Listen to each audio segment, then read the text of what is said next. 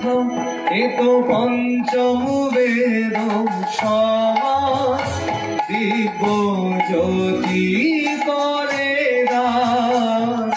এই অমর কথা, এই মুক্তি কথা, এ তো পঞ্চম বেদ সমাজ দিব্য জ্যোতি করে দাস। এই অমর কথা, এই মুক্তি গাথা, এ তো পঞ্চম বেদ সমাজ দিব্য জ্যোতি করে দাস।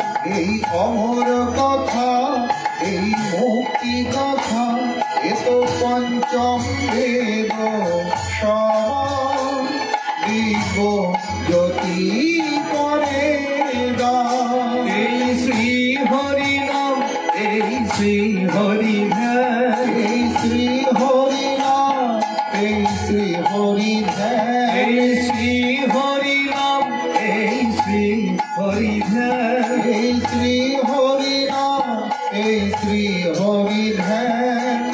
বিশ্ব কল্যাণে আরতি, পাপি তাপি সকলে পায় মুক্তি। পাপি তাপি সকলে পায় মুক্তি।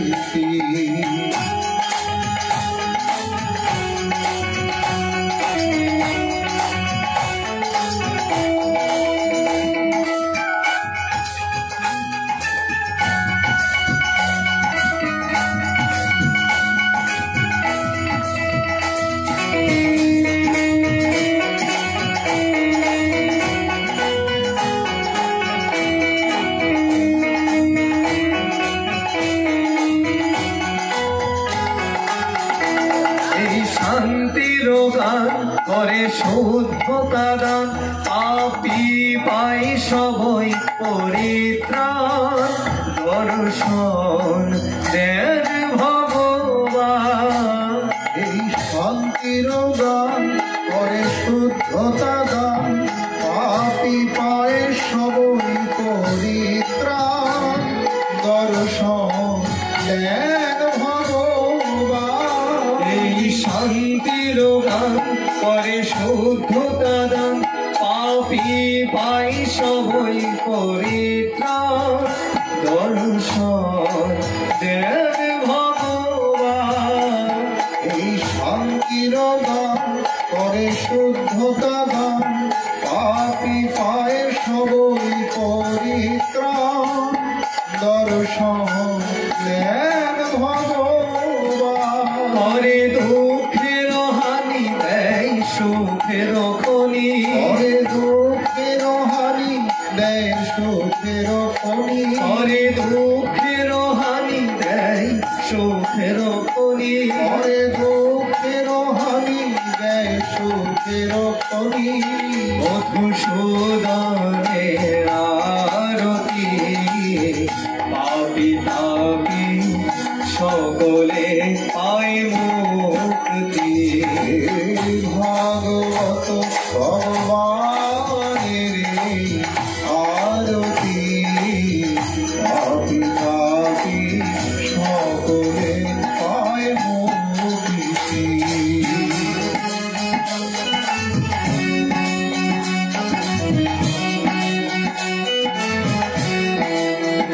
হরি বল।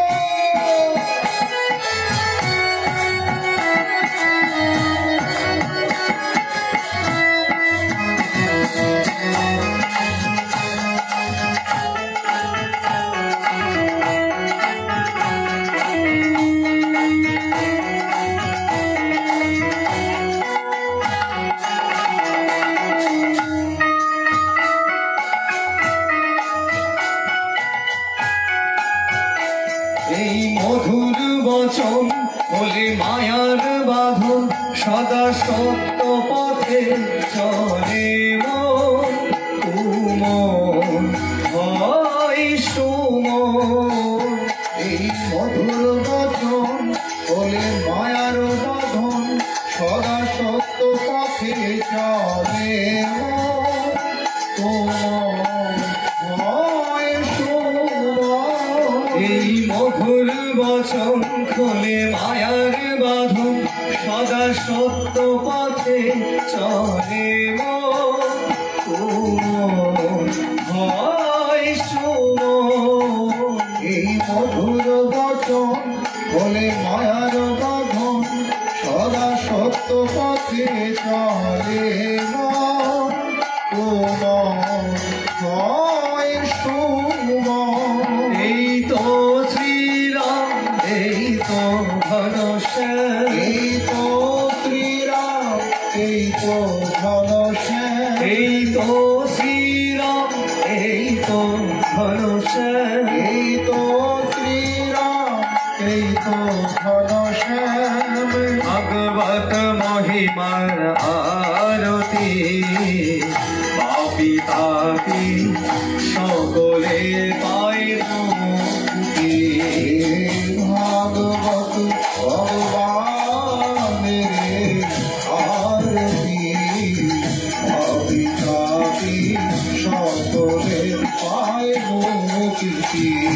ভাগবত ভগবানের আরতি, পাপি তাপি সকলে পায় মুক্তি।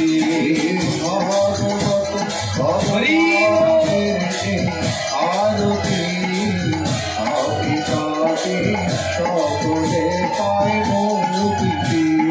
हरे कृष्ण कृष्ण कृष्ण हरे हरे, हरे राम राम राम हरे हरे। हरे कृष्ण कृष्ण कृष्ण हरे हरे, हरे राम राम राम हरे हरे। हरे कृष्ण कृष्ण कृष्ण हरे हरे, हरे राम राम राम हरे हरे। हरे कृष्ण कृष्ण कृष्ण हरे हरे, हरे राम राम राम हरे हरे। हरे कृष्ण कृष्ण कृष्ण हरे हरे, हरे राम राम राम हरे हरे। हरे कृष्ण हरे हरे हरे राम हरे राम हरे हरे। हरे कृष्ण कृष्ण कृष्ण हरे हरे, हरे राम राम राम हरे हरे। हरे कृष्ण कृष्ण हरे हरे, हरे राम राम राम हरे हरे। हरे कृष्ण कृष्ण हरे हरे, हरे राम राम हरे हरे। हरे कृष्ण कृष्ण हरे हरे, हरे राम राम राम हरे हरे। बोलो श्रीमद् भागवत महापुराण की जय, बोलो वैष्णदेव भगवान की जय, श्री सुखदेव भगवान की बोलो परीक्षित महाराज की, श्री श्री राधा कृष्ण मंदिर की, श्री श्री राधा सुदर्शन लाल जी की, आपन अपन गुरु महाराज की, निताई गौर सीतानाथ प्रमाण। দোষ হলো না, যতই বাচ্চা হোক যাই হোক, এরা পরস্ত্রী তো বটে, এটা কি দোষ হলো না? তখন সুখদেব উত্তর দিয়েছেন, ত্যাজীয়সাং ন দোষায় বন্যে সর্বভুজৌ যথা। যেমন আগুনের মধ্যে তুমি ভালোই ফেলো আর খারাপই ফেলো, সবটাই পুড়ে যায়। খারাপ ফেললে কি আগুন দুষ্ট হয়ে যায়?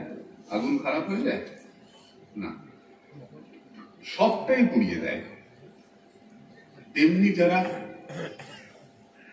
ঊর্ধ্ব জগতের ব্যক্তি, তাদের কাছে খারাপ ভালো অমনি করে তাকে স্পর্শ করে না।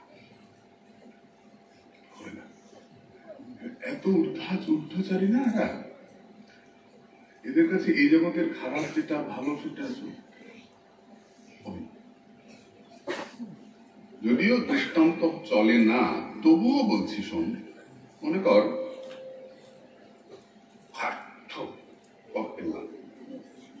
কফটা আমাদের কাছে কি ভালো? কিন্তু যখন ডাক্তারের কাছে যায় কফটা, তখন সেটা ভালো না।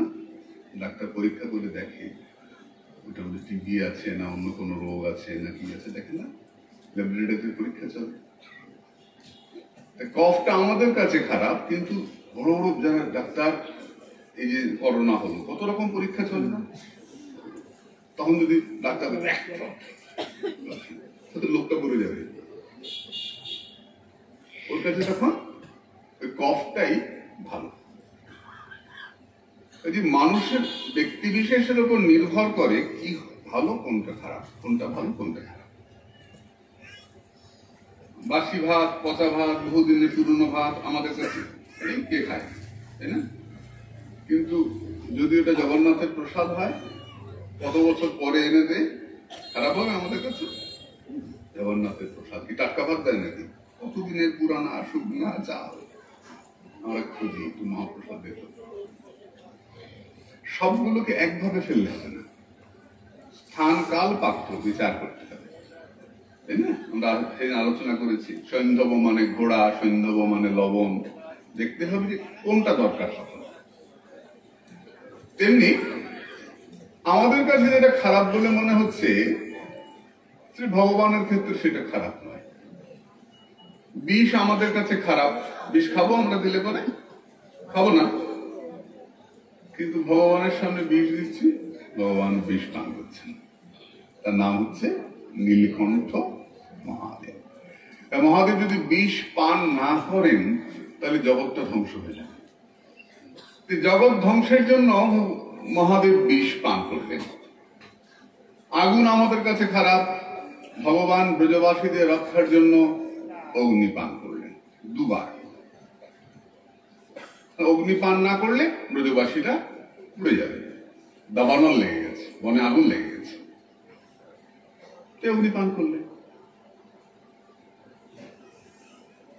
কোনটা খারাপ কোনটা ভালো স্থান কাল পাত্র ব্যক্তি বিশেষের উপরে নির্ভর করে।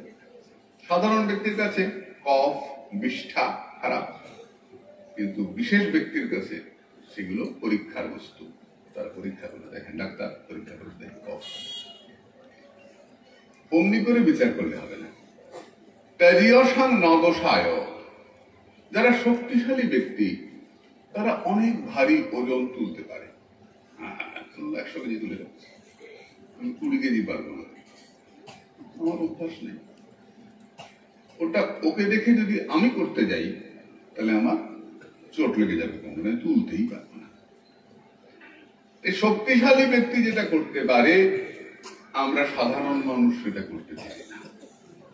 ভগবান যেটা করতে পারেন তুমি যেন সেটা করতে যেও না, ওটা রাধা গোপীনাথকেই সাজে, তোমার সাজে না। যিনি অগ্নিপান করতে পারেন, যিনি গোবর্ধন ধরতে পারেন, যিনি কালীয় নাগের মাথায় নাচতে পারেন, তিনি রাসলীলাও করতে পারেন, তুমি যেন সেটা করতে যাও না। তাই আত্মানাং চিন্তয়েত, মনে মনে ভগবানের লীলা, রাধা কৃষ্ণের লীলা, লীলা কাকে বলে বলেছি?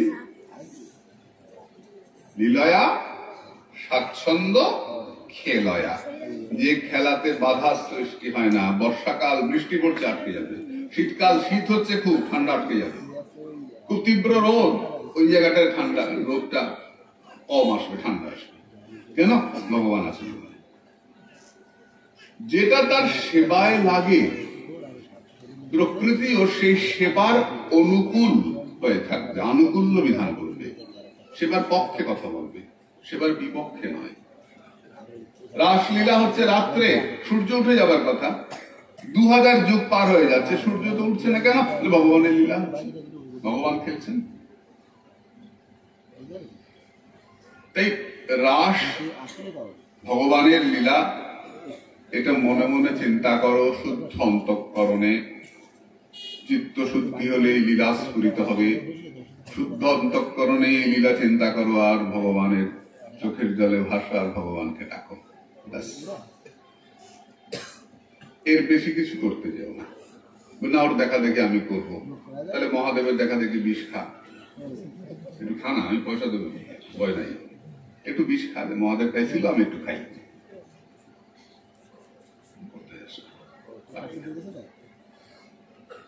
অনুকরণ করতে ভগবানে পারে, আমি কেন পারি না? তুমি ভগবান নাম পারেন, ভগবান হলেই পারবো, ভগবান ন, দেবতারাই পারে না, আমরা কি? দেবতারাই পারে না। দেবরাজ ইন্দ্রকে কম নাস্তানাবুদ হতে হয় বিভিন্ন ক্ষেত্রে, ও নাস্তানাবুদ হন। জয় গৌর। রাস বিশ্রাম হলেন। এই রাস যিনি শ্রবণ করবেন শ্রী গুরু পাদপদ্ম আশ্রয় করে, তার হৃদয়ের মধ্যে কামনা বাসনা কমে যাবে, দূরীভূত হবে। আমাদের কামনা কটা বলেছি? কয়টা কামনা আমাদের? অরুণদা বলবে নাই, আছে পেছন দিকে গল্প। কয়টা কামনা? মাথায় যতগুলো চুল আছে কতগুলো কামনা, তাই না? অরুণদা বলবে আমার তো নাই, পেছনে অল্প কামনা আছে। মাথায় যতগুলো কেশ আছে ততগুলো কামনা। তাই আমরা কি করি? মাথার কেশগুলোকে একসঙ্গে বেঁধে খোপাই বাঁধবো আর শিখাই বাঁধো, একসঙ্গে বেঁধে রাখা হয় কেন? একটাই কামনা, ঊর্ধ্বমুখী গৌর গোপীনাথের চরণ পাবো, এটাই কামনা। তার জন্য আমরা শিখা বন্ধন করি, তার জন্য এখানে খোপা বাঁধা হয়। সমস্ত কামনাগুলোকে ঊর্ধ্বমুখী করে দেওয়া হয়, ঈশ্বরমুখী করে দেওয়া হয়। কেউ যদি এখানে বাঁধে সেটা তার ব্যাপার, কিন্তু এটা আমাদের সিস্টেম, আমাদের নিয়ম। এটাকে তুলে এখানটা শিখা বন্ধন করা হয়। করো না, সবাই তো করো, মন্ত্রোচ্চারণ করো। শিখা না বাঁধলে কি হয়? শিখা বন্ধন করতে হবে। তবে এখানে শুনলাম যেখানে নাকি জট করার জন্য আঠা পাওয়া যায়, আমার দিস তো একটু।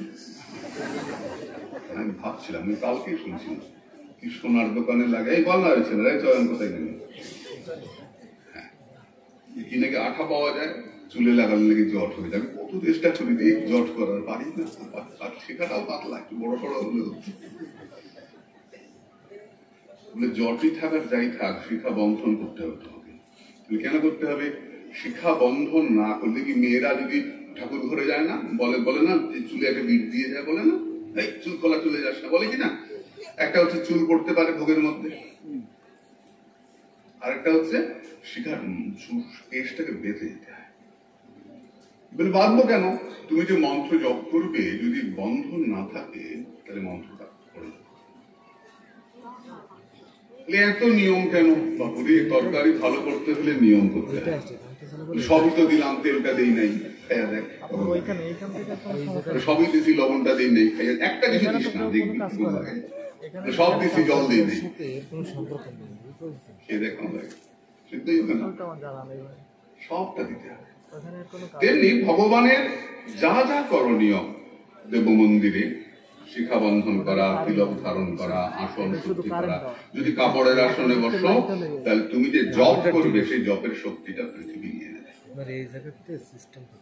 কখনোই কাপড়ের আসনে বসা যাবে না, কাঠের পিঁড়িতে বসা যাবে না, তোমাকে ভেড়ার লোমের আসনেই বসতে হবে। আর অজিন তো পাওয়া যাবে না, হরিণের চামড়া। চৈলজিন কুশোত্তরম, গীতা, ভগবত গীতা, ওই গীতা মাস্টার চৈলজিন কুশোত্তরম। অজিন মানে হরিণের চামড়া। কিরকম হরিণ হবে? যে হরিণটাকে মারা হয় নাই, আপনা আপনি মারা গেছে, এই হরিণের চামড়াটা পবিত্র। কোথায় পাবো এখন? তাহলে কি করবো? ভেড়াল লোম, কারণ ভেড়াল লোম কখনো অপবিত্র হয় না।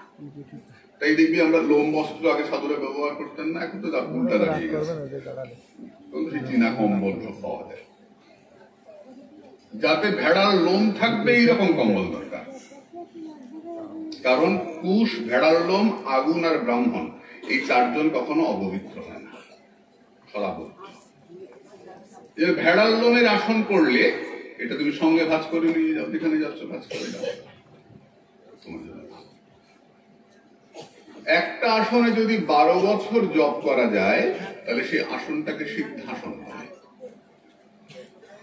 এক আসনে দুজনে বসবেন না, স্বামীর জন্য আলাদা, স্ত্রীর জন্য। ভজন যার যার, ভজন যার যার, ভজন যার যার। যে খাবে তার পেট ভরবে, যে খাবে না তার পেট ভরবে না। স্বামীরটা স্ত্রী পায়, স্ত্রীরটা স্বামী পায়, গণটা কিছু পায়। যার যার ভজন সে পায়, পরিষ্কার শুনে রাখে। সহধর্মিনী কেন? স্বামীকে ধর্মপথে এগিয়ে নিয়ে যাবে, তার ভজন তারই থাকবে, কিন্তু স্বামীকে ধর্মপথে এগিয়ে নিয়ে যাবে, তার নাম সহধর্মিনী। পত্নী, পত্নী মানে পতনাৎ ত্রায়তে, আমরা আলোচনা করেছি, কিন্তু তোরা ভুলে যাস নাকি? খিচুড়ি খেয়ে সব ভুলে যাস? কালকে খিচুড়ি তার সঙ্গে ভাত খেয়ে দিয়েছি। হ্যাঁ, কি হয়েছে? ডাল ব্রেড না, ডাল খেয়ে ডাল ব্রেড কি বলছেন বুঝতে পারছি না। হরে কৃষ্ণ, ডাল ব্রেড তো আমার গৌর হরি বল। পতনা ত্রায়তে ইতি পত্নী, পতন থেকে ত্রাণ করে তার নাম পত্নী। মনে থাকবে বলেছি না? আর ওয়াইফ কি বলেছে? ওটা বেশ মনে রাখছো সাথে। ওয়াইফ কি বলেছে? WIFE, without information fighting every time. বুঝতেই পারবি না কখন ফাইটিং শুরু হয়ে যাবে। সম্ভবত আর যে কথা আমার মনে হচ্ছে না, নিউটন, আইনস্টাইন, কারো বড় বিজ্ঞানী উনি বসে আছেন, তো তার ওয়াইফ বিরুদ্ধে গালাগালি করছে। খুব সক্রেটিসের কথা না, রোজ থেকে খুব বকছে, খুব বকছে, বকছে বকছে, উত্তর দিচ্ছে না, চুপ করে সাধু লোক, বিজ্ঞানীরা তো সাধুই মান। তো হঠাৎ করে বউ এসে এক বালতি জল কম করে শুনছে না, তিনি কিছুই বললেন না, বললেন আফটার থান্ডার কামস রেইন, মানে ঝড়ের পরই বৃষ্টি আসে। এতক্ষণ ঝড় চলছিল, বৃষ্টি এসে গেছে। যদি ওয়াইফ বলিস তাহলে কিন্তু without information fighting every time, খেয়াল থাকে। তাই পত্নী বলবে আমার ওয়াইফ এসছে আমার সঙ্গে বললেই কিন্তু ভয় লাগবে।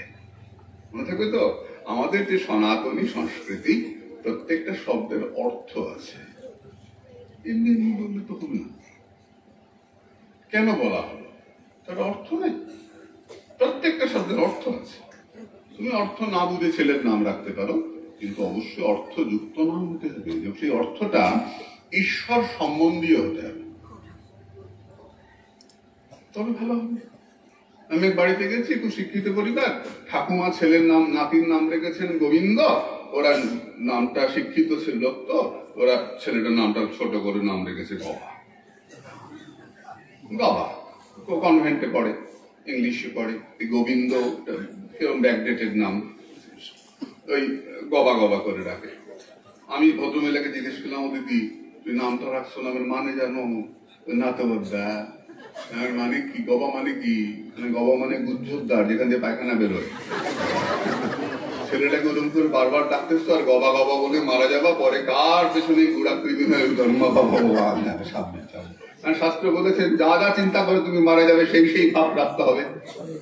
জং জং বাপি স্মরণ ভাবন্ত দত্তান্তে কলে বরং মিথ্যা হবে না তো গীতা বাক্য। সামনের জন্য গুড়াকৃমি হয়ে জন্ম হবে রে, হায় হায়। নামের অর্থ যদি এরকম হয় না, জানবি গোলমাল হয়ে যাবে। তার জন্য নামের অর্থটা বুঝে রাখতে হয়। আমার মনে আছে প্রভুপাদ নিশীথ কুমার গোস্বামী বসে আছেন, তো একটা বাচ্চা নিয়ে এসছে। প্রভুপাদ জিজ্ঞেস করছেন কি নাম রেখেছিস? বলে সুরজিৎ। প্রভুপাদ বলে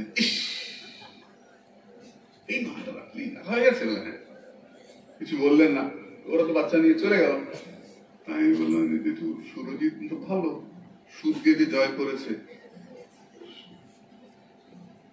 যে যার কণ্ঠে সুরকে জয় করেছে সে সুরজিৎ। দূর, সুর মানে দেবতা, দেবতাকে কে জয় করে? অসুর। বাচ্চাটা দিন রাত অসুর বলে ডাকবে, এটা কি তৈরি হবে বলতো? সুর মানে দেবতা, সুরজিৎ দেবতাকে যে জয় করেছে কারা? মহিষাসুর। যারা বড় বড় অসুরদের নাম বল না, অসুর হতে হচ্ছে। এই জন্য এখন তো কত সুবিধা আমাদের, এখন মোবাইলে দারুণ দারুণ নাম আসে, সে নামের অর্থ দেখতে হবে। যদি মনে করি যে পুরোনো নাম রাখবো না, নতুন নতুন নাম রাখবো, বেশ ঠিক আছে, তাতেও তো কত সুন্দর সুন্দর নাম। আমাদের তো অনেক চিন্তা থাকে, এ দিয়ে নাম রাখতে হবে, তাহলে সামনের সিরিয়ালে সামনের লিস্টে চান্স পাবে। স্কুলে এ দিয়ে নাম থাকলে, এ দিয়ে তো কত ভালো ভালো নাম হয়, সেসব নাম রাখো। তোমরা এখন সমাজ শিক্ষিত হচ্ছে, সমাজ আগের মতো আর ঠাকুমা দিদিমা বল্টু বল্টু সব নাই, এখন এগোচ্ছে সমাজ। সুন্দর সুন্দর নাম রাখো, এমন নাম রাখো যাতে মুখে উচ্চারিত হয়। অজামিল নারায়ণ নারায়ণ ডেকে অভ্যাস করেছিল, তবে গিয়ে যমদূত দেখে নারায়ণ নাম এসেছিল। ছেলের নাম বল্টু থাকলে আর নারায়ণ নাম আসতো না। তাই ঈশ্বর সম্পর্কিত নাম রাখো। আজকে তো সকালে একটা ছেলে চ দিয়ে নাম রাখতে হবে ভারতে। বাবার নাম চণ্ডী প্রসাদ, ছেলের নাম কি হবে? আমি চিন্তা করে দিলাম চন্দ্রশেখর নাম রাখ। চন্দ্র শিখরে যা মহাদেব। চিন্তা করতে হবে যে কি নাম রাখা যায়,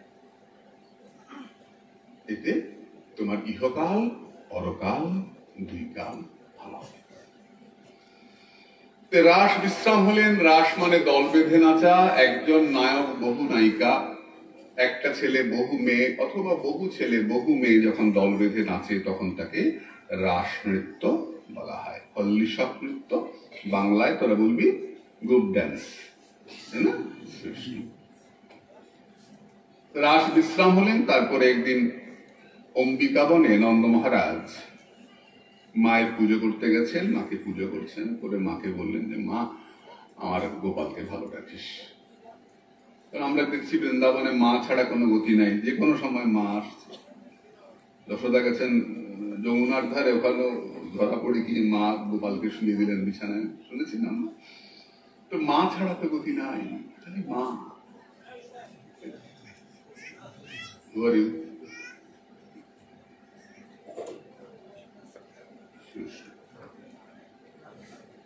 মা শক্তি, আমরা বৈষ্ণব, আমরা শক্তি পূজারী। যে কালী কালী বলে সে শাক্ত হয়, যে রাধা রাধা বলে সে শাক্ত হয় না। রাধারানী শক্তি, রাধা পূর্ণ শক্তি, কৃষ্ণ শক্তিমান, দুই বস্তু ভেদ নাই অভেদ প্রমাণ।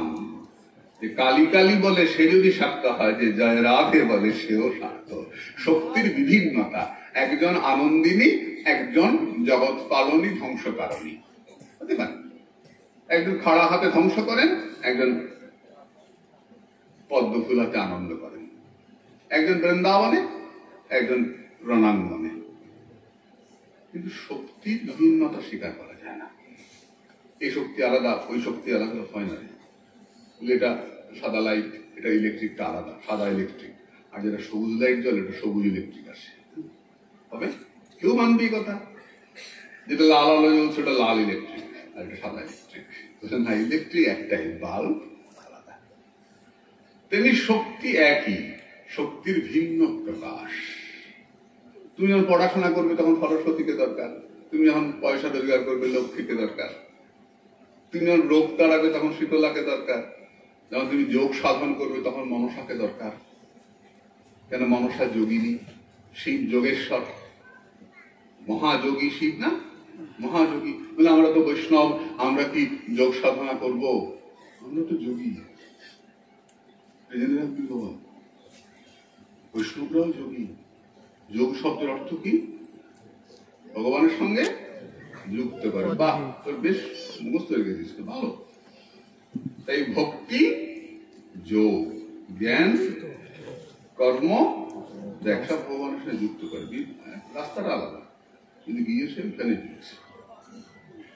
এই যোগ কখনো ভাববি না যে ওরা যোগী, ওরা জ্ঞানী, ওরা কর্মী। আমরা কর্মী নই। বৈষ্ণবরা কর্ম করে না।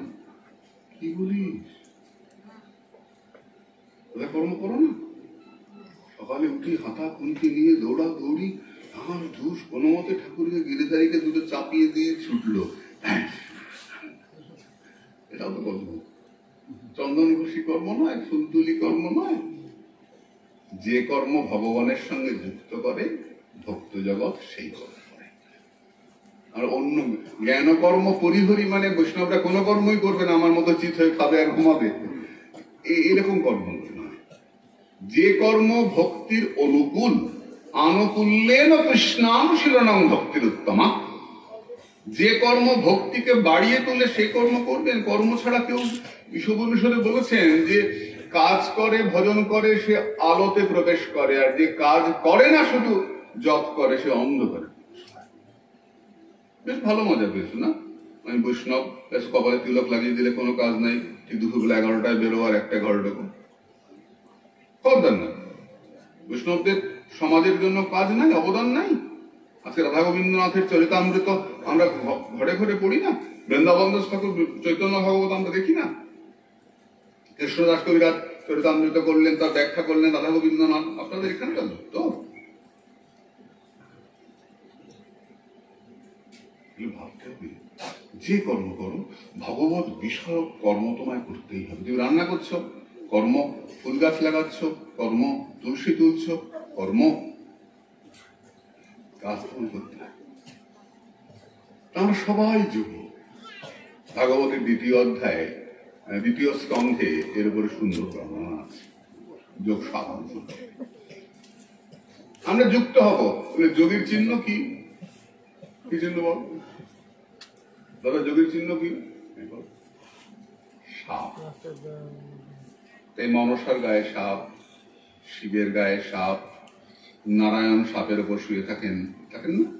শান্তাকারং ভুজগশয়নম, সমুদ্রের উপরে সাপ, তারপর নারায়ণ শুয়ে থাকেন।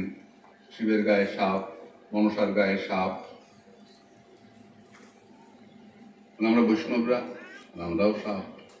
কোথায় সাপ? দেখা দেখা সাপ, দেখা দেখা, এই দেখ সাপ। মুখটা বড়, লেজটা ছোট।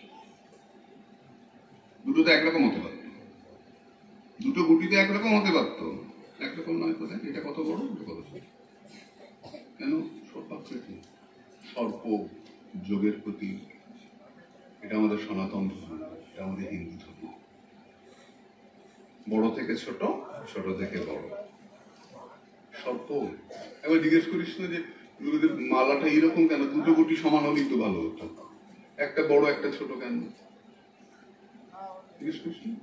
মনে হয় না গুরুদেব দিলেন, জব করছি বা নিজের ইচ্ছায় জব করছি, এরকম দুটো কেন? সর্প, সাপ। প্রত্যেকটার পেছনে আমাদের কারণ আছে। কেন বলার জিজ্ঞাসার অধিকার আছে তোমার। তুমি জিজ্ঞাসা করো আমাকে, এটা কেন? এটাই আমাদের যোগের প্রতীক। এবার বৈষ্ণবদের একটা বিশেষ ব্যাখ্যা আছে, সেটা হচ্ছে এটা রাধাকৃষ্ণ, এই ৮টা হচ্ছে প্রধান সখী, বাকি ১০০ সখী, এটা রাসমণ্ডল। এটা বিশেষ ব্যাখ্যা। প্রত্যেকটা জিনিসের সামান্য ব্যাখ্যা, বিশেষ ব্যাখ্যা হয়। এটা বিশেষ ব্যাখ্যা, কিন্তু সাধারণ তুমি যদি ধরো তাহলে সনাতন ধর্মে এই মালা হচ্ছে যোগের প্রতীক।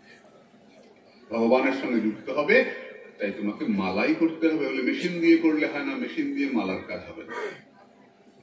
কারণ কৃষ্ণ ভক্তি প্রদায়নী তুলসী, মেশিন নয়। এই নিবেদন ধরো, সখীর অনুজ্ঞা করো বলো না তোমরা, তাই কৃষ্ণ ভক্তি প্রদায়নী কে? তুলসী, বৃন্দাদেবী। মালা কৃষ্ণ ভক্তি প্রদায়নী, মেশিন কৃষ্ণ ভক্তি প্রদায়নী। কাউন্টার ঠিক আছে, জপের জন্য সুবিধা, টক টক টক টক করছে, নাম তো হচ্ছে, কিন্তু শক্তিটা মালার মধ্যে নেই। তাই আমাদের হাতে হাতে মালা। একদম প্রথম অবস্থায় কেউ কাউন্টার দিয়ে করে, সমস্যা খারাপ তো না, চল। তো মায়ের পুজো করতে গেছেন নন্দ মহারাজ, পুজো করে বলছেন, মা আমার গোপালকে ভালো রাখিস। মা রাত্রে ঘুমিয়ে আছেন, একটা সাপ এসে পায়ে দিয়ে গিলে ফেলছে নন্দ মহারাজকে। তখন নন্দরাজা ডাকছেন, কানাই কানাই। কানাই ছুটে এলেন, সাপের গায়ে পা লাগালেন। যে চরণ স্পর্শ, সুন্দর এক পুরুষ, তার নাম সুদর্শন বিদ্যাধর। ওই সাপ বলে কেন? বলে আমি সাধুদেরকে টিটকারি করেছিলাম। সাধুর অভিসম্পাত করেছিলেন, কিন্তু সাধুর অভিশাপেও জগতের মঙ্গল হয়। নারদের অভিশাপে যেমন নলকবের মণিগ্রীব উদ্ধার হয়েছিল, সাধুদের অভিশাপে আজকে আমি উদ্ধার হয়ে গেলাম, তোমার দর্শন লাভ। তাই মহাজন বলছেন যে সাধুদের অভিশাপে যদি জগতের এত মঙ্গল হয়, তাহলে সাধুদের আশীর্বাদে না জানি কত। সাধুর চরণধুলি যে মাথায় পেয়েছে, না জানি তার কত মঙ্গল হয়। একদিন রাম ও কৃষ্ণ তারা বিহার করছেন, এই সময়টা দৈত্য এলো, শঙ্খচূড় দৈত্য গোপীদেরকে নিয়ে চলে গেল। রামকৃষ্ণ তাড়া করলেন, ভয়ে ফেলে গেল। বলরাম পাহারায় থাকলেন, কৃষ্ণ গিয়ে ধরলেন, শঙ্খচূড়কে মারলেন। তার মাথায় একটা মণি ছিল, মণিটা এসে বলরামকে উপহার দিলেন। যতক্ষণ কৃষ্ণ গরু চড়িয়ে ফিরে না আসতেন, ততক্ষণ সবাই বৃন্দাবনে মন খারাপ করে থাকত, কৃষ্ণ কখন আসবে। আর যখন কৃষ্ণ ফিরতেন বাঁশি বাজিয়ে বাজিয়ে, তখন তাকে দেখার জন্য সবাই ভিড় রাস্তার দুপাশে। কোন কোন মেয়ে আবার যশোদার কাছে চলে আসে, কি করো গল্প সেই গল্প। এই গল্প সেই গল্প নয়, রাস্তায় ভালো করে দেখতে পাবো না, তাই বাড়িতে আসলে ভালো করে দেখবো, তার জন্য তারা চলে আসছে।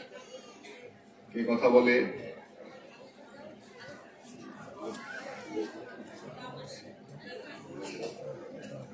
জানি। যেখানে মারলেন সেই গ্রামটার নাম হলো আরিট গ্রাম। সাহেব কাল পর্যন্ত, ইংরেজের শাসনকাল পর্যন্ত আরিট গ্রামে ছিল। পরবর্তীকালে এটা রাধাকুণ্ড শ্যামকুণ্ড হয়েছে। এবং সাধুদের কত বিচক্ষণতা! রঘুনাথ গোস্বামী পাদ এই ৮০ বিঘা জমি কিনে রেখেছিলেন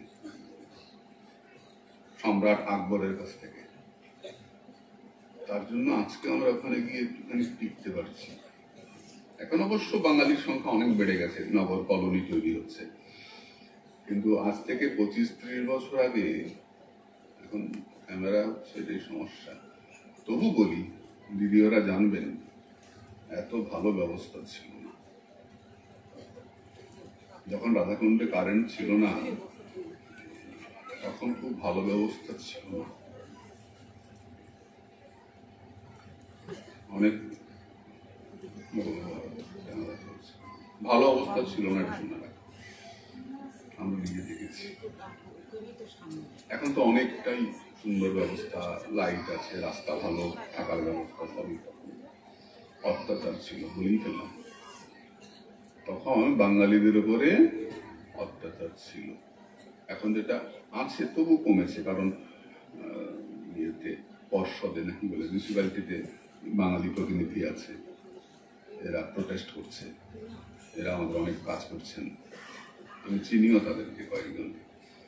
ওই জন্য এখন যে কোনো সমস্যা হলেই ধরার একটা ব্যবস্থা আছে। তখন সাধুদের অবস্থা খারাপই ছিল। আমি কম্বল দিতে গেছি, আমাকে বলছেন সাধু দিয়ে কি করবেন, আপনি এখন দিয়ে যাবেন, পরে তো ওরা এসে ফিরে নিয়ে যাবে। চট পর্যন্ত রাখতে দিত না, ভারী চট যে সাধু গায়ে দিয়ে বসবে, এরকম ছিল। চতুর্দিকেই তো দারিদ্র, গরিব, শক্ত গরিব মাটা। তখন তো ফসল এত হতো না, এখন তো প্রচুর ফসল। রাধাকুণ্ডে ফসলের এভাবে ঢেলে বসল, কোনো হিসাব বোঝাই যায় না আমি বাংলায় আছি না উত্তরপ্রদেশে আছি। এত ফসল, কোনো তো ফসলও ছিল। ওই কুঁদরি বলে একটা ফল হয় না, পটলের মতো দেখতে, কুঁদরি বলে, এখানে কি বলে আমি জানি না, কুঁদরি বলে, পটলের মতো দেখতে। ওই ফলটা পাওয়া যেত। আর ওই কাঁকুড়, লম্বা লম্বা শশার মতো কাঁকুড়, এরকম টুকটাক সামনে কিছু পাওয়া যেত না। বাংলা থেকে যেত কুমড়ো, পটল, অনেক কিছু। খাওয়ার কষ্ট, জলের কষ্ট। আমি নিজে বালতি করে জল রয়েছি, জল নাই, রাধাকুণ্ড থেকে জল তুলে ভোগ রান্না হতো। আমি দেখেছি, খুব বেশি দিন আগের কথা নয়। তখন মনে হতো, এখনো মনে হয় যে রঘুনাথ দাস গোস্বামী পাদ কত বিচক্ষণ। আজ থেকে ৫০০ বছর আগে তিনি ৮০ বিঘা জমি, রাধাকুণ্ড শ্যামকুণ্ড আশেপাশে মিলিয়ে ৮০ বিঘা জমি উনি সম্রাট আকবরের কাছ থেকে কিনে রেখে গেছিলেন। ওই দাস গোস্বামীর গদ্দি, যে গদ্দি পরপর মহন্ত না, এখন যিনি আছেন আমাদের দাদাজি আছেন মহন্ত, এই পরপর মহন্তরা এটাকে রক্ষা করছেন, না হলে আমাদের মুশকিল ছিল। এখন অবশ্য অনেক শক্তিশালী বাঙালি সমাজ, অনেক ফ্ল্যাট তৈরি হচ্ছে, কিন্তু ভজনের পরিবেশটা কমে গেছে। তখন অত্যাচার ছিল, কিন্তু এটা ভজনের পরিবেশ ছিল। সন্ধ্যার পরেই স্তব্ধ রাধাকুণ্ড, এত লাইট, এত ডিজে মাইক, এত পরিক্রমা। আমি তো প্রথম দেখেছি স্তব্ধ সব। একাদশী দিন সব নির্জলা ব্রত, ত্যাগের ভূমিকা। এখন তো সব ওই মাসিমাকে গিয়ে দিতে যাচ্ছে, ঠাকুমার সঙ্গে নাতি নাতনিরা যাচ্ছে, টুরিস্ট চল দেখে আসবি, মাসিমা বলেছে, যাচ্ছে ঠাকুমার সঙ্গে, মাসিমার সঙ্গে। এখন তো হাফ প্যান্ট, ছোট ছোট জামা সবই চলছে। এখন আর কলকাতার রাধাকুণ্ডে আলাদা কিছু নেই। আমরা দেখেছি মেয়েরা রাধাকুণ্ডে চাদর ছাড়া বেরোতেন না, সবসময় ঘোমটা দিয়ে চাদর গায়ে থাকতেন। লুঙ্গি, সিগারেট, হাফ প্যান্ট, সেই আমাকে এক সাধু বাবা বলছিলেন, মহাত্মা নন্দলাল পণ্ডিত, প্রিয় শিষ্য, আমার বলছিলেন যে বাবা, সাধুরা এগুলো সহ্য করতে পারছে না। এই যে বিষয়ীর এত বিষয়ী লোক আসছে এবং এদের যে আচরণ, সাধুরা সহ্য করতে পারছে না, নিতে পারছে না। একটা ছেলে ত্যাগ, মনের মধ্যে ত্যাগ নিয়ে গেল, ওখানে গিয়ে দেখলো ওরে বাবা, ওখানেও তো ভোগের চরম, এসি চলছে, মার্বেল লাগাচ্ছে, মান্না মিঠাই খাওয়া হচ্ছে, আর তো ইত্যাদি ইত্যাদি যা যা সব ইন্দ্রিয় ভোগ থেকে আরম্ভ করে সবই চলছে।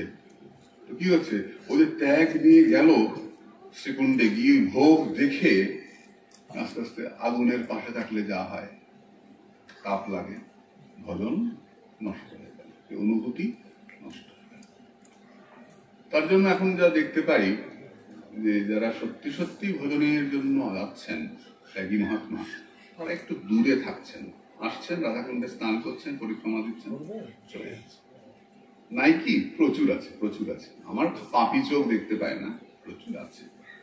কিন্তু আমার যেটা বক্তব্য সেটা হচ্ছে, আমরা বাঙালিরা গিয়ে পরিবেশ নষ্ট করে দিচ্ছি। এটা আপনারা একটু ভাববেন, যারা বৃন্দাবন যাবেন তারা যেন ওখানকার পরিবেশটাকে নষ্ট করবেন না। ওখানে প্রভুপাদ রাধাকান্ত গোস্বামী আমাদের চেয়ারম্যান ছিলেন, আমাকে ডেকে বলছেন, বাবা একটা কথা বলি, বাঙালিরা এসে আমাদের সংস্কৃতিটাকে নষ্ট করে দিল।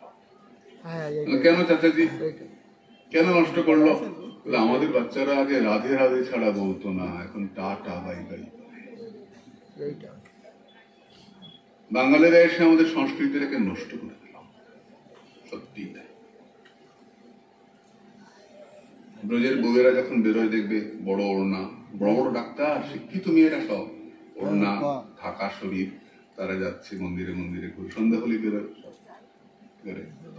আমাদের বেডরুম না রাস্তা বোঝা মুশকিল, ভাবতে হবে না। পাঠ শুনলাম, মনের মধ্যে ইচ্ছে হলো বৃন্দাবন যাচ্ছে, বৃন্দাবনে গিয়ে লুঙ্গি পরে ঘুরলাম, বেলা 10টার সময় নাইটি করে রাস কাটতে কাটতে যাচ্ছি। কি বস্তু বোঝা গেল না, কি ভক্তিমতী না বোঝা যাচ্ছে না অন্য কিছু। অনেক বেলায় উঠলাম, রাস কাটতে কাটতে নাইটি একটা পরে, তো কি সাধুদের ধর্ম নষ্ট করে দিবি তো? লুঙ্গি পরে ঘুরছে, সিগারেট খাচ্ছে, আড্ডা মারছে, যেও না তুমি, পরিবেশ নষ্ট করো না। আর আমরাও দলে দলে নিয়ে যাই, চল নাতি ঘুরে দেখা দেখি আসবে, নাতি গিয়ে যে একেবারে শেষ করে দিয়ে আসবে। এটা করবেন না। যাদেরকে নিয়ে যাবেন তাদেরকে বলবেন এটা ত্যাগের জায়গা, ত্যাগের ভূমি। এটা চপ কাটলেট খাওয়ার ভূমি নয়, এটা পকোড়া খাওয়ার জায়গা নয়, এটা বিড়ি দাঁড়িয়ে দাঁড়িয়ে বিড়ি খাওয়ার জায়গা নয়। রাত্রিবেলা সঙ্গমে আমি স্নান করতে গেছি, তখন রাত্রি 9:45 দেখি জুতো পরে, চুড়িদার পরে, ফ্রেঞ্চ কাট দাঁড়িয়ে সিগারেট খাচ্ছে বাঙালি।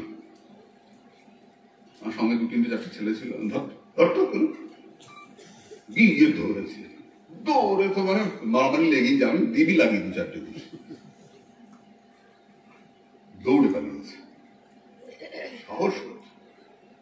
আমরাই যদি আমাদের অপমান করি, আমাদের ধর্মস্থানকে কলুষিত করি, তাহলে অন্যরা ভাবতে হবে না। রাত্রে 9:10 গেছে, কেউ নাই, ফাঁকা হয়ে গেছে, ওখানে দাঁড়িয়ে ঠিক সঙ্গমটার সামনে দাঁড়িয়ে দুটো করে সাহস, ধাক্কা দিয়ে ফেলে দিলে হতে যাবে, সাঁতার কেটে উঠে আয়। এগুলো ভাবতে হবে মা। আমি পাঠের মধ্যে এগুলো বলছি কেন, একসঙ্গে তোমাদের এত লোককে তো পাবো না। যখন আমরা শ্রীকুণ্ডে যাব, তখন আমরা গা ঢেকে যাব, ছেলেরাও পবিত্র ভাবে যাব, ধুতি পরবো গিয়ে। ওই কটা দিন না প্যান্ট নাই পরলাম, লুঙ্গি নাই পরলাম, ওই কটা দিন আমরা ধুতি পরতেই পারি, খালি পায়ে থাকতেই পারি, এমন কিচ্ছু আমি ক্ষতি হয়ে যাবে না। আমরা তো 1 মাস খালি পায়ে থাকি, ওই সমস্যা হয় না তো আমাদের কিছু। কাজে আপনাদের কাছে একান্ত প্রার্থনা, আমরা আডিট গ্রামে ঢুকতে যাচ্ছি রাধাকুণ্ডে, আমরা মনটা রাধে রাধে বলে শ্রীকুণ্ডে যাব, তবে তো পরিক্রমা কৃপা হবে। পরিক্রমায় লোক বাড়ছে। আমি নন্দলাল পণ্ডিত দিকে জিজ্ঞাসা করেছিলাম, শ্রীপাদ নন্দলাল দিকে, যে আগের লোক হতো পরিক্রমায়, বলছেন না হতোই না, ওই শীতকালে দিনের বেলা কয়েকটা লোক, আর গরমকালে একটু বেশি, না এত পরিক্রমা হতো না। উৎপাত হতো। পরিক্রমায় লক্ষ লক্ষ লোক দেখেছো না, রাস্তা দিয়ে হাঁটা যায় না। কি মনে করো যে এতে ভক্তি খুব বাড়ছে? ভজনের পরিবেশ পরিক্রমার জন্য নয়, আমার মতো খারাপ লোকের জন্য পরিবেশ নষ্ট হয়ে যাচ্ছে। কৃষ্ণ অরিষ্টাসুরকে মারলেন, রাধারানী বললেন তোমার সঙ্গে আর মিশবো না। কেন? তুমি গো হত্যা করেছ। ওটা তো অসুর, অসুর হোক, গরুর রূপ ধরে এসেছিল, ও গোত্র প্রাপ্ত হয়েছে না, আরোপ হয়েছে। কালকে আমরা দেখেছি সন্দেশ দিয়ে বাবার মূর্তি করলে খাওয়া যাবে না, যেহেতু বাবার মূর্তি। হোক অসুর, যেহেতু গরুর রূপ ধরে এসছে, তোমাকে প্রায়শ্চিত্ত করতে হবে। কি করতে হবে? সর্বতীর্থে স্নান করতে হবে। তীর্থ কাকে বলে? যেখান থেকে পাপ থেকে তরে যাওয়া যায় তার নাম তীর্থ। ধাম কাকে বলে? যেখানে ভগবান প্রকাশিত হন, প্রকট হন, তার নাম ধাম। নবদ্বীপ ধাম, বৃন্দাবন, কাশী, অযোধ্যা ধাম, সব যেখানে ভগবান প্রকাশিত হন ধাম। বৃন্দাবন ধাম। তোমাকে সর্বতীর্থে স্নান করতে হবে। ভগবান কৃষ্ণ সর্বতীর্থকে আহ্বান করলেন, বা পায়ে গোড়ালি দিয়ে চাপ দিলেন, তৈরি হলো কুণ্ড, বজ্রনাভ কুণ্ড, শ্যামকুণ্ড, পরবর্তীতে নাম। সেই কুণ্ডে স্নান করলেন কৃষ্ণ। রাধারানী বললেন যে তোমার কুণ্ডে আমরা কেউ ডুব দেবো না। কেন দেবে না? তোমার কুণ্ডে পাপ ডুবে আছে, গোহত্যা পাপ ডুবে আছে, মিশে আছে জলের মধ্যে। কি করবে? বলে আমরা গোবর্ধন থেকে জল আনবো, জল এনে আমরা রাধা কুণ্ড তৈরি করবো। রাধা কুণ্ড তৈরি করলেন তারা কঙ্কন দিয়ে, নাম হলো কঙ্কন কুণ্ড। একদম নিচে, যেটা তোমরা দেখেছো কিনা আমি জানি না, আমি সরাসরি দেখি নাই, গেছিলাম দেখতে, তখন অনেকটা জল ছিল, 13 ফুট জল। আমার টিকিট চলে আসতে হলো, তারপরে সংস্কারের সময় গেছিলাম, দেখি কঙ্কন কুণ্ডটা দেখি, তো যাকে রজ পেয়েছি।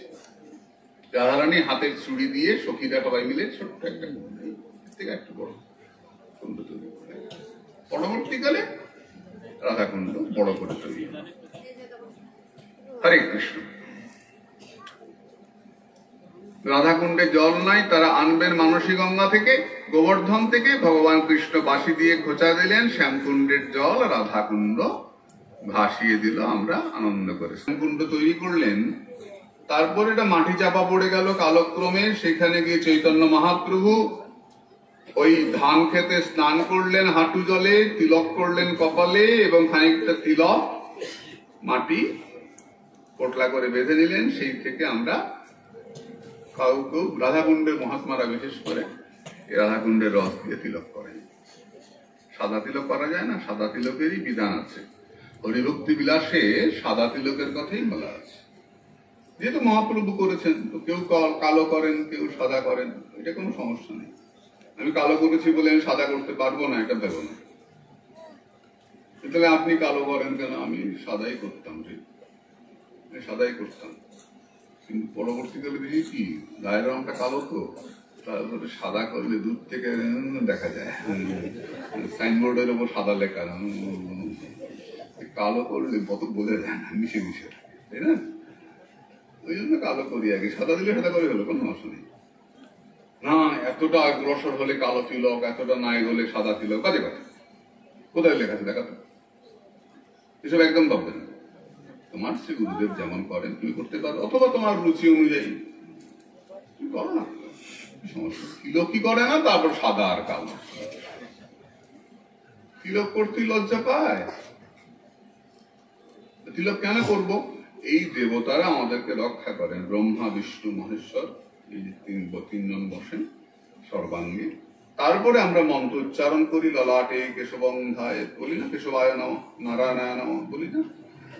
এই সমস্ত দেবতারা আমাদের সর্বাঙ্গে থাকেন, আমাদেরকে রক্ষা করেন। ব্যাস সেটুকুই। তিলক মন্ত্র উচ্চারণ করতে হয়, এবং এই সর্বদেব দেহ বন্ধন বলে না, যে দেহ বান্ধা রাখছে, কিছুই না, এইসব মন্ত্র উচ্চারণ করলে দেহ বন্ধন হয়। ভূত প্রেত, অশুভ শক্তি, হ্যাঁ তোরা কি বলিস বাংলায়? নেগেটিভ এনার্জি না, তোরা তো অশুভ শক্তি বললে বুঝবি না, নেগেটিভ এনার্জি, এগুলো আমাদেরকে ক্ষতি করতে পারে না। শুভ শক্তির সঞ্চার হয়, এটা আমাদের দেখো। আমার শিষ্য আমাকে শ্রদ্ধা করে, এটা দুটি দিল, শ্রদ্ধা করল, হ্যাঁ বল না, রোজ আমাকে ফুল দিয়ে পূজা করছে, রোজ শ্রদ্ধা করছে আমার, ব্যাপার বল দেখি, কেউ করবে? শ্রদ্ধা কর থেকে শ্রাদ্ধ এসছে, তাহলে কেউ রোজ শ্রাদ্ধ করবে? গুরুদেব অনুরোধ কি বলে, মন্ত্র পড়ে শ্রদ্ধা করে যা দেওয়া হয়, মন্ত্র থাকতে হবে সঙ্গে, এবং সেই মন্ত্রটা অবশ্যই বৈদিক মন্ত্র, শাস্ত্রীয় মন্ত্র। মালসাভোগে শ্রাদ্ধীয় মন্ত্র থাকে না। মালসাভোগ আপনার দিতে ইচ্ছা হয় দিন না, ভালো ভালো জিনিস, কাজু কিশমিশ বাড়িতে খেতে পারেন না, ওখানে গেলে খাবেন, খান না, কি সমস্যা? মালসাভোগ তো আর শুধু চিড়ে দিয়ে করলে কেউ খাবে না, তাহলে কি দিয়ে করবো? ভালো ভালো জিনিস না, হ্যাঁ, হেভি ফুড, হেভি ফুড যেটা মনে হয় মালসাভোগ হেভি খাবে না, কেনা করছে কি জানি সরভাজা, হ্যাঁ, ভালো ভালো জিনিস মাল বটল দিয়ে মালসাভোগ দাও না কেন, কি সমস্যা? কিন্তু যদি নিরপেক্ষ শুনতে চাও, তাহলে মন্ত্র যদি উচ্চারিত না হয়, মালসা দিয়ে শ্রাদ্ধ হবে, শ্রাদ্ধীয় মন্ত্র তোমাকে বলতে হবে। তাহলে বৈষ্ণব শ্রাদ্ধটা কি? বৈষ্ণব শ্রাদ্ধ আলাদা কিছু নয়।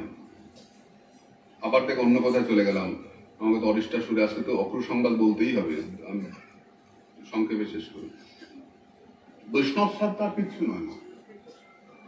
আমার বাবা বলেছি না, যমুনার ঝাঁপ দিলেন বলে পড়ে গেলেন, পরম বৈষ্ণব। আমরা ছোটবেলা থেকে ভগবানের প্রসাদ খেয়েই বড় হয়েছি। আমার বাবার শ্রাদ্ধ হয়নি। আমার মা কদিন আগে 2 বছর হলো দেওয়া রেখেছেন, বাবা 10 বছর হবে, শ্রাদ্ধ হয়নি। এসব কোনো প্রশ্নই উঠে নাই। বৈষ্ণব শ্রাদ্ধ কি, কি শ্রাদ্ধ? ওদের পার্থক্যটা কি? পার্থক্য, আমরা একাদশীতে অন্ন দিয়ে শ্রাদ্ধ করি না, রুটি দিয়েও করি না। একাদশীতে শ্রাদ্ধ করলে হরিভক্তি বিলাস অনুযায়ী, হরিভক্তি বিলাস হচ্ছে বৈষ্ণবদের একটা স্মৃতি গ্রন্থ, নিয়ম, স্মৃতি মানে নিয়ম, একটা সাধারণ নিয়ম গ্রন্থ আছে, পুরোহিত দর্পণ।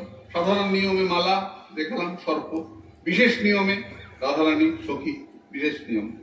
এরকম সাধারণ নিয়ম একটা আছে, পুরোহিত দর্পণ। পুরোহিত দর্পণকে স্বীকার করে তারপরে বৈষ্ণবাচার দর্পণ, হরিভক্তি বিলাস। কিরকম পার্থক্য? সাধারণ দর্পণে বলা হয়, পুরোহিত দর্পণে, যে অক্ষয় মুক্তি কামনায়, অক্ষয় স্বর্গের জন্য আমার বাবা যেন অক্ষয় স্বর্গ লাভ করেন। বৈষ্ণবরা বলেন স্বর্গ তো অক্ষয় হয় না, স্বর্গ থেকে ফিরে আসতে হয়, পুণ্যক্ষয় মর্তলোকাভিসন্তি। তাই আমরা অক্ষয় স্বর্গ চাই না, আমরা বৃন্দাবন কামনা করে আমার বাবার জন্য বৃন্দাবন প্রাপ্তি হয়। এরকম টুকরো টুকরো পার্থক্য, টুকরো টুকরো পার্থক্য। এমনিতে পিণ্ডদান হয় আমাদের বৈষ্ণব শ্রাদ্ধে, জগন্নাথের প্রসাদ দিয়ে পিণ্ডদান হয়, বা ভগবানের ভোগ লাগে, ভোগটা বেরিয়ে এসে ভোগের অন্ন দিয়ে পিণ্ডদান হয়। কিন্তু পিণ্ডদান করতেই হবে, তাহলে পিণ্ড দেবো না, মালসা ভোগ দেবো, আমি এই নিয়মটা জানি না। কারণ আমরা গৃহস্থ, গৃহস্থকে গৃহস্থের নিয়ম মানতে। বৈষ্ণব শ্রাদ্ধ বলতে আলাদা কিছু নাই। বৈষ্ণব শ্রাদ্ধ বলতে ওই একটু একটু নিয়মটা বিশেষ নিয়ম।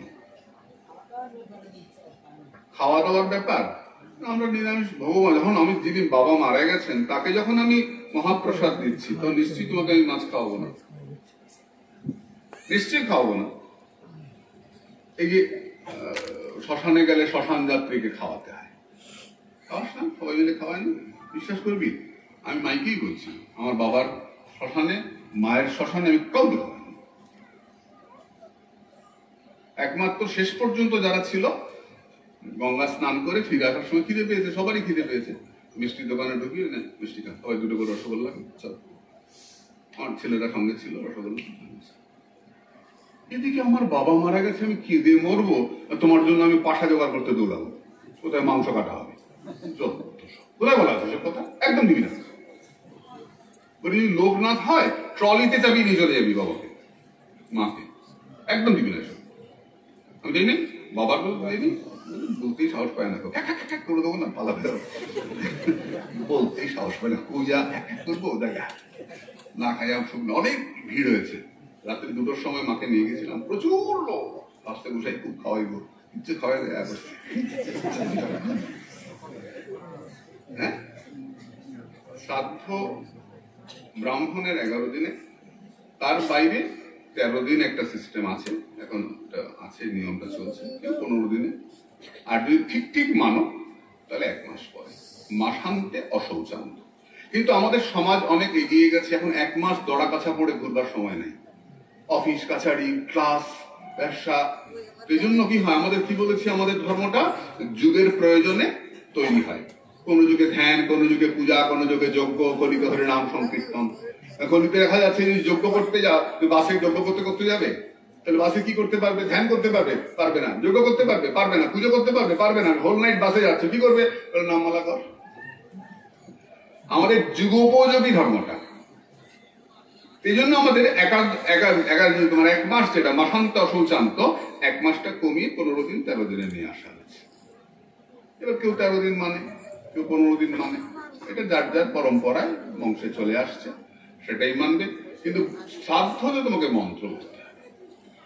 বলে মালসা হোক, যারা ত্যাগী বৈষ্ণব তাদেরকে ওখানে, ওরা তো মারা গেছেও বলেন না, বিমানে চড়িয়ে নিয়ে যায়। এবং তোমরা দেখেছো কিনা, আমি রাধাকুণ্ডে শ্রীপাদ অনন্তদাস বাবাজি মহারাজ, শ্রীপাদ নন্দলাল দাসজি দুজনের বিয়েতেই ছিলাম আমি। রীতিমতো আবির খেলা হয়, রীতিমতো ফুল ছেটানো হয়, রাধাকুণ্ডের 4 ধার আবিরে আবির ভরে গেল। কি আবির খেলা! আর সবার হাতে একটা করে শুকনা তুলসী গাছ, নাহলে তুলসী কাঠি, সবাই নিয়ে যাচ্ছে। অসুস্থ হচ্ছে, ঠিক আছে, আস্তে আস্তে নিয়ে করা, এসব কিছু করাই হয় না। তারা সর্বত্যাগী সাধক। ওইখানে দাহ করে, কাদা খেলে না, কি খেলে না, কাদা খেলে আনন্দ করে ফিরে এসে একটা ভান্ডারা দিয়ে দেয়, ব্যাস, ওখানেই শেষ। ওইখানে কিছুই মানা হবে না। তারা সব ত্যাগ করেই চলে গেছেন। যারা ত্যাগ করে গেছেন, সন্ন্যাসের ক্ষেত্রে তো বিরজা হোম করা হয়, অর্থাৎ নিজের শ্রাদ্ধ নিজে। আমি গৌরগোবিন্দ বাবাকে দেখেছি নিজের শ্রাদ্ধ নিজে করতে, পিণ্ডদান করে একদম চলে গেছে, আমি নিজের চোখে দেখেছি। ওই গৌরগোবিন্দ বাবা কদিন আগে দেহ রাখলেন, 3 কোটি প্রভু শিষ্য, আমার জন্য কারো কিছু করতে হবে না, আমি করে দিয়ে গেলাম।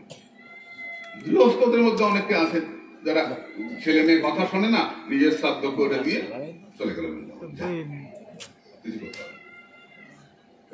ওটা নিয়ে অত মাথা ব্যথা হবে। তুমি গৃহস্থ, আমার বাবার শ্রাদ্ধ আমি করেছি, প্রত্যেক বৎসর বাবার বাৎসরিক কাজে আমি পিণ্ডদান করি। এবার দিদির বাড়িতে আসতে পারি নাই, পিণ্ডদান ওইখানে পড়ে গেছে, দেখতে পাচ্ছেন না প্রজেক্টটা, মায়ের সময় পিণ্ডদান করি এবং ওই দিন কোনো বৈষ্ণবদের আমন্ত্রণ করি না, কারণ বৈষ্ণবরা আসেন না, যেহেতু শ্রাদ্ধ হচ্ছে। ওই রাত্রি পরের দিন খাও, প্রসাদ পাও। ওই দিনটা কাউকে ডাকি না, ওই দিন আত্মীয়রা আসে। আত্মীয়রা কেন আসে?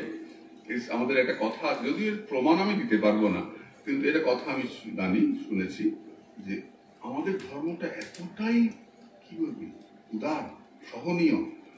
ওই দিন আত্মীয়দের খাওয়াতে হয়। কেন খাওয়াতে হয়? আত্মীয়রা এসে অন্ন পায়। কেন? অন্নের মধ্যে দিয়ে যিনি চলে যাচ্ছেন তার পাপটা এরা নিয়ে নেয়, নিয়ে বলে তোমাদের পাপ আমি নিলাম, তুমি রাধারণের কুণ্ডে যাও, তুমি চলে যাও।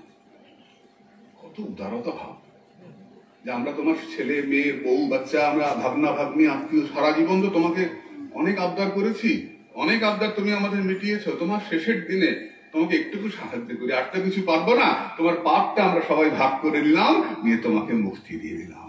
এটা আমাদের সনাতন ধর্ম। এই জন্য আত্মীয়রা শ্রাদ্ধ বাড়িতে আত্মীয়দের খাওয়াতে হয়।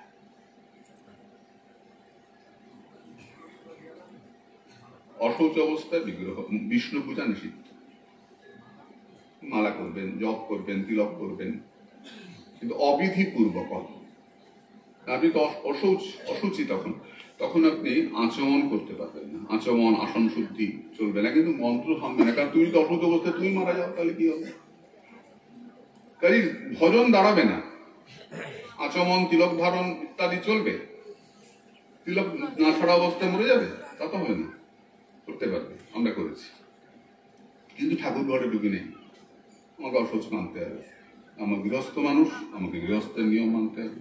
যারা কুণ্ডবাসী, সর্বত্যাগী, তাদের জন্য ভিন্ন নিয়ম, আমাদের জন্য ভিন্ন নিয়ম। এটা করা হবে।